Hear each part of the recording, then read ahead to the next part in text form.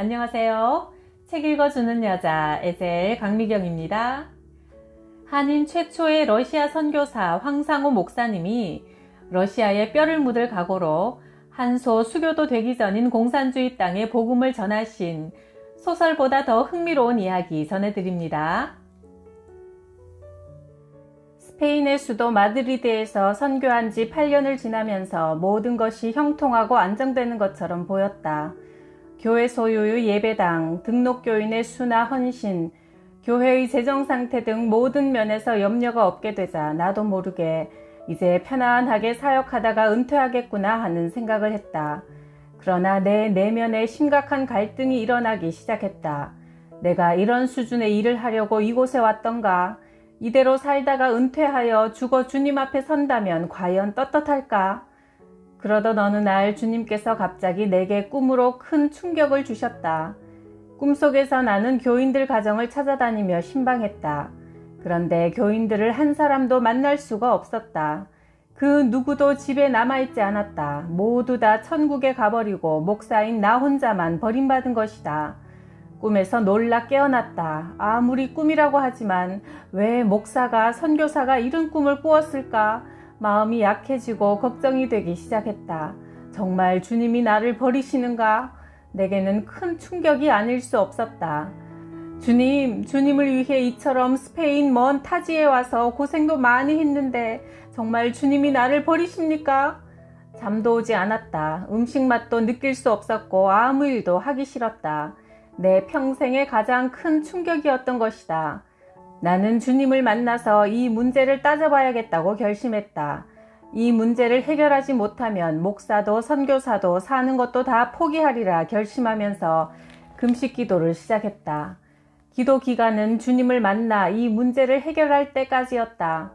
10일, 20일, 30일, 39일 금식 기도는 계속되었다. 체중은 18kg나 줄어 살과 죽과 뼈만 남았다. 교인들은 매 주일마다 강단에 서는 목사의 얼굴이 말라 들어가는 것을 보고 암에 걸린 줄 알았다고 했다. 왜 금식 기도를 하는지 교인들도 아내도 몰랐다.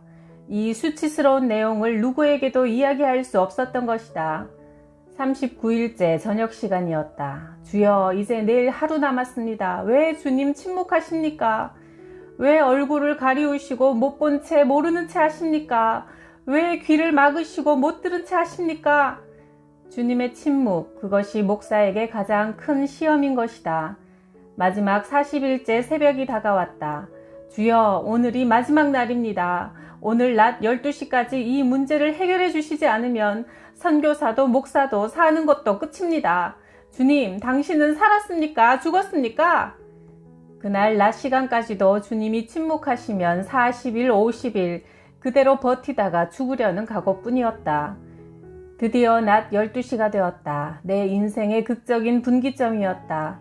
사느냐 죽느냐 하는 역사적인 순간이었다. 주님, 당신은 살아계시지 않습니다. 당신은 죽었습니다. 나는 이제 선교사 목사를 포기합니다. 내 인생도 포기합니다. 그렇게 완전히 포기하는 순간 교회 주위에 성령이 이슬비처럼 내리면서 주님이 내게 다가오시기 시작했다. 가시관을 쓰신 주님, 못자국을 가지신 주님의 모습을 보았다. 그 주님 앞에 나는 거꾸러지고 말았다. 하염없이 눈물을 흘리며 뒹굴기 시작했다. 바로 거듭남의 순간이었다. 두 눈엔 감사 눈물이 비 내리듯 했다. 입에는 감사의 기도가 계속 흘러나왔다. 가슴에는 기쁨과 평안이 넘쳤다. 주님, 감사합니다. 그렇게도 보고 싶었던 주님, 그렇게도 만나고 싶었던 주님, 감사합니다. 나를 죽이시지 않고 버리시지 않고 살려주시고 해결해 주시니 감사합니다. 몇 시간이나 눈물을 흘렸는지 모른다. 그 순간 이제 내 남은 목숨을 소련 선교에 바치겠습니다.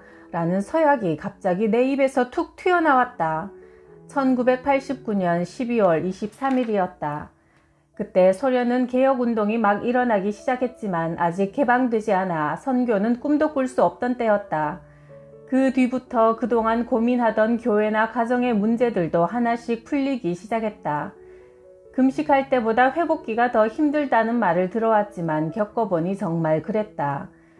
40일 금식을 시작하고 10일부터는 한 달 동안 잠이 오지 않아 불면증에 걸렸는데 회복 단계에도 불면증 그대로였다. 두 눈은 초점을 잃어 물체가 두 개로 보였다. 많이 굶으면 눈이 뒤집혀 자기 아이들이 고깃덩어리처럼 보인다는 말도 이해가 되었다. 회복기에 있을 때 밤에 화장실에 갔다가 냉장고에 들어있는 두부를 아내 몰래 훔쳐먹다가 그만 들키고 말았다. 말라붙은 창자에 두부 한 모를 다 먹었다니 아내와 교인들은 이제 죽는다며 걱정하고 병원에 가라고 야단이었다. 의사는 뼈만 남은 동양인이 들어오니 큰 병에 걸린 중환자로 알고 어디가 아프냐고 물었다. 40일 동안 금식을 해서 몸이 약해졌다고 대답하자 자기 병원 설립 이후 이런 환자는 처음이라며 실험 대상으로 여겨 굵은 주사기로 피를 뽑아 검사하면서 일어서라, 걸어라, 앉아라, 눈 감아라, 눈을 떠라 한참 조사를 하더니 아무 병이 없으니 돌아가라는 것이다. 40일 동안 지켜주신 하나님께서 회복할 때까지 지켜주실 것을 믿지 못하고 병원을 찾아간 것을 회개하고 나니 눈도 정상으로 돌아왔고 단잠도 자기 시작했다. 아직 한국과 수교도 안 된 소련에 가려고 여행사와 영사관을 뛰어다니며 비행기표, 비자 등을 알아보니 호텔, 숙박비, 교통비, 용돈 등 합쳐서 3,700달러가 필요했다. 그러나 내게는 10달러 지폐 한 장도 없었다. 실망하며 집에 돌아와 침대에 쓰러져 누워 있었다. 아내가 말했다. 여보, 무조건 비행기 예약하고 기도합시다.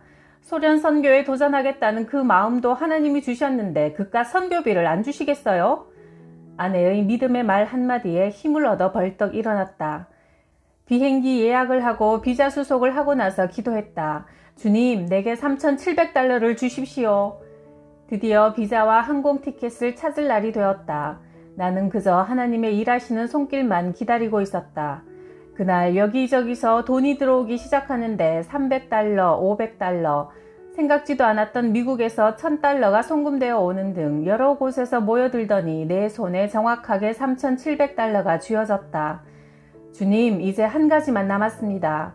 목사가 소련에 가는데 성경책이 있어야지요. 기도하고 있는데 한국에서 소포 2박스가 날아왔다. 뭔가 싶어 얼른 열어보니 한글 성경 100권이 들어있었다. 부산 장림교회 김종인 목사님께서 보내주신 성경이었다. 내가 형님처럼 존경하는 분이 보내주신 성경을 받고 기뻐하며 감사를 주님께 드리고 있는데 생각지도 않게 충현교회 김창인 목사님이 찾아오셨다. 하나님께서 나를 황 목사에게 보내셔서 왔어요. 이렇게 말씀하시며 러시아 성경 300권을 주셨다. 나는 앞서 일하시는 주님을 생생하게 경험하면서 놀라움과 감사를 멈출 수 없었다. 큰 가방에 성경을 가득 넣었으니 수십 킬로그램은 좋게 됐을 것이다. 드디어 소련 땅으로 출발하기 위해 마드리드 공항으로 향했다. 마드리드 공항에서는 수화물 20킬로 이상은 절대 허용하지 않는다. 적당하게 봐주는 법도 없다. 성경책으로 가득한 가방을 공항 저울대 한가운데 얹으면서 나는 이렇게 기도했다.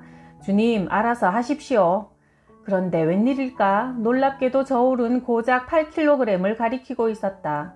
갑자기 저울이 고장난 게 틀림없었다. 그런데 공항 직원들은 의심도 없이 8kg 그대로 모스크바까지 붙여주는 것이다.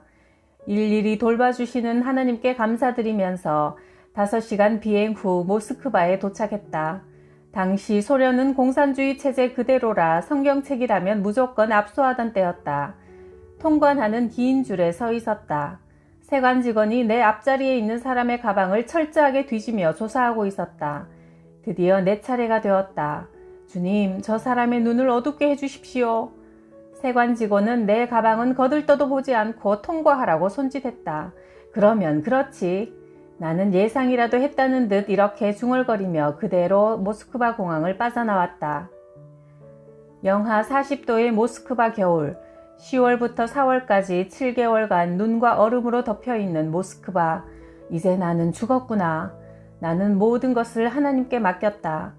공산주의자들, 유물론자들, 무신론자들과 싸우는 영적 전쟁, 73년간 소련을 짓밟던 사탄과의 싸움이 시작된 것이다. 주님은 스페인에서 안락한 생활에 만족해하던 내 등을 떠밀어 개신교를 이단으로 규정한 러시아 정교회, 북한 사람들, 각종 범죄단체, 공산주의자가 들끓는 악의 소굴로 나를 밀어넣으신 것이다. 주님, 나폴레옹과 히틀러가 무기로 권력으로도 정복하지 못한 이 소련 땅을 복음으로 정복하게 하옵소서. 기도하며 호텔방에 쭈그리고 혼자 앉아있으니 너무나 초라했다.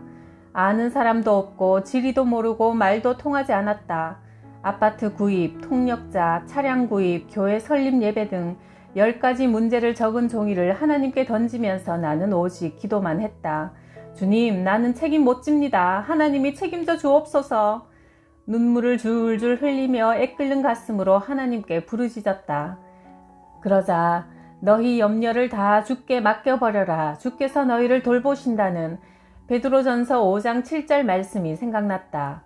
원어대로 번역하자면 너희의 염려 보따리를 주님 위에 던져버려라. 주님께서 대신 염려해 주신다는 뜻이다. 우리는 염려 보따리를 주님 위에 다 던져버리질 못하고 주여 염려를 맡깁니다 기도하면서도 한쪽 끝을 붙잡고 있는 경우가 많다. 주님에 대한 확고한 신뢰 없이 계속 염려를 자기가 안고 가는 것이다. 그러나 성경 원문에 던져버린다는 것은 나와 상관없다는 뜻이다. 100% 주님이 책임지시도록 맡겨버린다는 것이다. 이것이 믿음이다. 소련 선교에서 앞으로 해야 할 모든 일을 주님 위에 던져버리고 울면서 기도한 후 나는 편안하게 잠자리에 들었다. 모스크바에서의 첫 아침, 나는 한국 영사처로 전화했다. 나는 마드리드에서 온 황상호 목사인데요. 선교사로 이곳에 왔습니다. 그러자 그쪽에서 반가운 목소리로 아니 목사님 지금 어디 계십니까? 저는 한현입니다. 라고 했다. 한국 대사관 총무로 있던 그는 내가 선교하던 스페인 교회의 한글학교 학부형이었다. 얼마나 반가운지 천사를 만난 것 같았다. 영사처의 한 직원이 아파트를 구해놓고 이사하지 않은 집이 있다면서 즉시 열쇠를 건네주며 거기서 살라는 것이다. 첫 문제인 아파트 구입 문제가 하룻밤 사이에 해결됐다. 나는 과거 학생 시절부터 앞서 일하시는 여호와 이레의 하나님을 많이 체험했다. 조상을 섬기던 유교 가정에서 예수 믿는다고 쫓겨나 고학하면서 학비도 없고 생활비도 없어 고생을 물 마시듯 했다. 주님, 배고파 죽겠습니다. 학비가 없으니 돈이 필요합니다. 엎드려 기도하고 있으면 내 손에 뭔가가 쥐어졌었다. 보니 손에 한 묶음의 돈이 쥐어져 있었다. 새벽 기도 때마다 몇 시간이고 교회당에서 돈을 달라고 기도하고 나면 성경책 위에 돈 봉투가 몇 번이나 놓여 있기도 했다. 모스크바 영사처 직원이 주는 열쇠를 받아 찾아가니 20층의 깨끗한 아파트였다. 주님, 이곳이 영적 전쟁의 사령관실이 되게 하소서. 기도하고 있는데 아파트 벨이 울렸다. 누군가 문을 열어보니 얼굴이 바짝 여인 동양인 한 사람이 들어왔다. 아이고, 저 간첩이 어떻게 내 주소를 알고 찾아왔을까 생각하며 맞으니 그는 이렇게 첫마디를 던지는 것이다. 내가 목사님의 일을 돕겠습니다. 그와 대화를 해보니 그는 모스크바에서 가장 한국말을 잘하는 고려인이었다. 유일하게 한글로 출판되는 레닌 기치라는 신문사 부사장으로 22년간 근무해 오다가 모스크바에 직장을 구하기 위해 왔다면서 내 일을 돕겠다는 것이다. 그때부터 그가 많은 일을 도와주었다. 할렐루야, 우리 주님은 정말 여호와 이레의 예비하시는 하나님이셨다. 또한 학교, 병원, 관공서, 공장 등 공공기관마다 큰 강당들을 예비하셨다가 모두 예배실로 사용할 수 있도록 하셨다. 게다가 러시아인들은 공산주의 체제에서 교육이나 회의 때마다 지루하고 오랜 시간을 견디는 훈련이 되어 예배 시간을 철저히 지키고 아무리 설교가 길어도 끝까지 잘 듣는 자세가 놀라웠다. 나는 이렇게 설교했다. 소련의 운명은 공산주의자들의 손에 있는 것도 아니고 고르바초프 손에 있는 것도 아니며 자본주의자의 손에 있는 것도 아니고 오직 전능자의 손에 있습니다. 소련이 이렇게 망한 것은 공산주의 때문입니다. 무신론 사상으로 기독교를 짓밟았기 때문입니다. 소련이 살 길은 회개하고 하나님 품으로 돌아오는 길 뿐입니다.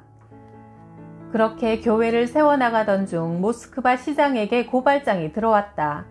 한국과 수교가 되지 않았는데 한인 문화센터, 한글학교, 교회, 의료센터, 선교센터의 허가를 왜 내어주었는가 하는 내용이었다. 공산주의 체제에서 그런 경고장이 내려지면 관련 공무원은 지위 해제되고 불법으로 허가받은 것까지 하루아침에 취소되고 만다.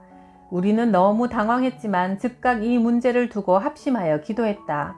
그런데 갑자기 한소 수교가 이루어졌다. 1990년 9월 30일이었다. 소련 사람들은 한결같이 한소 수교가 이렇게 앞당겨 갑자기 될 줄 몰랐다고 했다. 한소 수교가 되니 고발장도 경고장도 우습게 되어버렸다. 모든 문제가 해결되었다. 교회는 날로 부흥되어 사람들은 예배실 바깥 복도에도 가득하게 서서 예배를 드렸다. 이제는 전도를 그만하라고 광고까지 했다. 교회와 함께 설립한 모스크바 한인학교는 매일 고려인들에게 한글, 성경, 민요, 율동, 찬송가를 가르쳤고 체육 시간에는 재미나는 게임들을 하니 공산주의 체제 하에서는 전혀 경험할 수 없는 재미와 웃음, 양질의 교육을 맛보게 되어 사람들이 몰려들었다. 나는 장애인 선교에도 힘을 써 구청장과 상의하여 여러 차례에 걸쳐 구청 내 강당에 500명씩 장애인들을 초청했다. 일부는 예배로 기도와 찬양, 전도를 위한 설교를 하고 이부는 태권도 시범을 보이며 성경을 나누어 주었다. 난생 처음 성경을 받아준 러시아 사람들은 목발 또는 휠체어를 탄 채 성경에 사인을 해달라고 줄을 서곤 했다. 장애인 중에 45세의 특이한 여성 기형인이 있었다. 허리 아래로는 한 사람인데 허리부터 위로는 두 사람이었다. 음식은 두 사람의 입으로 먹되 배설물은 한 곳으로 나오며 때로는 한 사람이 잠을 자려 하면 다른 한 사람은 놀자 하여 서로 싸운다는 것이다. 그들이 55세가 되어 안타깝게도 둘 중 한 명이 죽자 다른 한 명도 어쩔 수 없이 약을 먹고 자살했다고 한다. 러시아에는 이런 특이한 기형인이 많다. 독한 보드카를 물처럼 마시다 보니 알코올 중독자들이 많은 데다 특히 체르노빌 핵발전소 폭발로 인해 발전소 주변 300km까지 기형 과일, 기형 가축, 기형아가 많음을 볼 수 있다. 이런 불쌍한 이들에게 복음을 전하고 하나님의 사랑을 나눠주는 일을 통해 얼마나 큰 보람을 느끼는지 모른다. 곳곳마다 할 일은 산더미처럼 많은데 일꾼이 없어 안타까울 뿐이다. 3억 인구를 가진 소련은 공산체제가 무너진 직후에도 1000만 명이 모여 사는 모스크바에 생존한 러시아 교회가 둘뿐이었다. 반면 러시아 정교회는 3000개 정도 있다. 그러나 개신교가 발전되어 계속 늘어나자 러시아 정교회에는 심각한 위기감을 느끼며 비상이 걸렸다. 정교회 교인들의 영적 갈급함을 개신교가 채워주었기 때문이다. 천년경 카톨릭에서 갈라져 나온 러시아 정교회는 설교를 전통상 고대 슬라브어로 하니 알아듣지 못했다. 교인들은 성경을 읽지도 배우지도 않는다. 하나님 말씀이 없어 영적 기갈 상태에 있었다. 서방의 카톨릭은 예수, 마리아, 성자들의 동상을 세워 그 앞에서 기도하지만 동방 정교회는 동상 대신 성인들의 그림을 그려붙여서 그 앞에서 큰 절도 하고 기도도 한다. 이를테면 서양식 불교다. 정교회는 개신교를 이단으로 규정하고 핍박하기 시작했다. 그러나 우리 교회에서는 설교를 들을 수 있고 성경 공부를 하므로 러시아인들이 감동을 받아 나온다. 영적으로 살기 위해 나오는 이들을 우리는 돌려보낼 수 없다. 마 선생이라고도 하고 피 선생이라고도 하는 마피아 단체가 러시아에 몇 개나 되는지는 아무도 모른다. 러시아 총리가 밝힌 최근 통계에는 약 5만 개의 범죄 조직이 있다니 놀라지 않을 수가 없다. 한국 선교사 몇 분은 피살당했고 폭행을 당해 정신을 잃거나 뇌진탕이 되어 귀국한 자들도 2명이나 있다. 총기로 위협당해 돈을 빼앗긴 선교사들, 차를 도둑맞거나 차량 껍데기만 두고 속 알맹이를 쏙 빼가버린 일, 핸들이나 배터리만 빼내간 일을 당한 자는 부지기수다. 나 역시 예외는 아니었다. 아침에 차를 타려고 가보니 차가 땅바닥에 누워있었다. 내 바퀴를 몽땅 빼가버린 것이다. 러시아 선교사들의 고충은 그뿐만이 아니지만 사명에 불타 젊음을 투자하며 목숨 걸고 희생적으로 선교하는 이들을 많이 볼 수 있다. 1917년 레닌의 볼세비키 혁명으로부터 공산주의가 시작되어 1985년 고르바초프가 개혁 개방 정책을 하기 이전까지 73년 동안 기독교인 2천만 명이 강제 수용소를 거쳐갔고 그중 95%는 순교당했다. 따라서 인류 역사상 가장 순교자들이 많은 나라가 러시아일 것이다. 체포된 기독교인들은 3년형을 선고받아 강제 노동 수용소에 가서 혹독한 추위와 배고픔과 질병에 시달리면서도 신앙을 잃지 않았다. 그러다 한 번이라도 찬송을 부르거나 전도하면 5년형이 추가되었다. 형기를 마치고 나와서 가정에서 예배를 드리거나 전도하면 또 체포되어 5년형이 추가된다.